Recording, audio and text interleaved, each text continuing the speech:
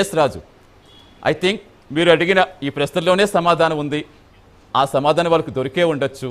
అయినా కావాలని రాజకీయంగా ఎదుర్కోలేక ఎవరో నడిపిస్తున్నారు. మరి అసలు ఏ సమస్యలు లేనట్టు ఇక్కడ రాష్ట్రంలో పక్క రాష్ట్ర వ్యక్తికి ఈ రాష్ట్రంలోకి ఎందుకు వస్తున్నారు అని సంధించడం తెలుస్తోందే కానీ మరి ఈ రాష్ట్రంలో సమస్యలు హైలైట్ చేసుకోకుండా 10 ఎకరాల భూమి కబ్జా చేస్తారని అంత పక్కాగా 2,70 లక్షలు వైట్ మనీ ఇచ్చి ఇంతలా మీరు 36 ఏళ్ల చరిత్ర ఏం చెప్తుందో చూసుకుని 2014 నుంచి అసలు ఆయన ఫామ్ హౌస్లో ఏం చేస్తారో ప్రతి ఒక్కటి మనం వీడియోస్ కూడా అప్పటి నుంచి మనం చూస్తూనే ఉన్నాం. సాటి రైతులతో ఎక్కడ కూడా కూలీలు కూడా చూడరు, అక్కడ ఉన్న వాళ్ళందరితో మమేకం అయిపోయి వాళ్ళతో కలిసి ఫోన్ చేస్తూ కలిసి వ్యవసాయం చేస్తూ నాకు ఇదే ఇష్టమని ఎన్నో చెప్పిన సందర్భాలు ఉన్నాయి. సో కంటిన్యూగా ఇంత చూస్తున్నా అసలు ఏ విధంగా మరి వాళ్ళకి ఆరోపణలు చేయాలనిపించింది అనేది నిజంగా అందరికీ ఆశ్చర్యమే. ఎస్ రాజు.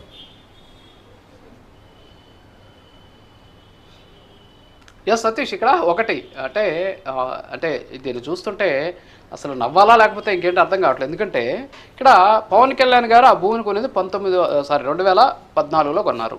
సో 2014లో ఆయన ఆ భూమిని కొనుగోలు చేస్తే అంతకు ముందు నుంచి అంటే 1988లో అగ్రిమెంట్ అయ్యి 1994లో మొదటి రిజిస్ట్రేషన్ జరిగింది. అంటే 20 సంవత్సరాల తర్వాత ఆయన ఆ భూమిని కొనుగోలు చేశాడు. అంటే ఆ భూమి పక్కా ప్రైవేటు భూమి, పక్కా పట్టా భూమి అని చెప్పి రిజిస్ట్రేషన్లు అయిన తర్వాత వాళ్ళ స్వాధీనంలో ఉన్న తర్వాత 20 ఏళ్ల తర్వాత ఆయన కొనుగోలు చేశాడు. 20 ఏళ్ల తర్వాత కొనుగోలు చేసి సిక్కం పట్టా భూములకు సంబంధించినటువంటి నిబంధనల ప్రకారమే ఆయన ఆ భూమిని ఏదైతే ఉందో ఆ భూమిని వినియోగిస్తూ ఉన్నటువంటి పరిస్థితి.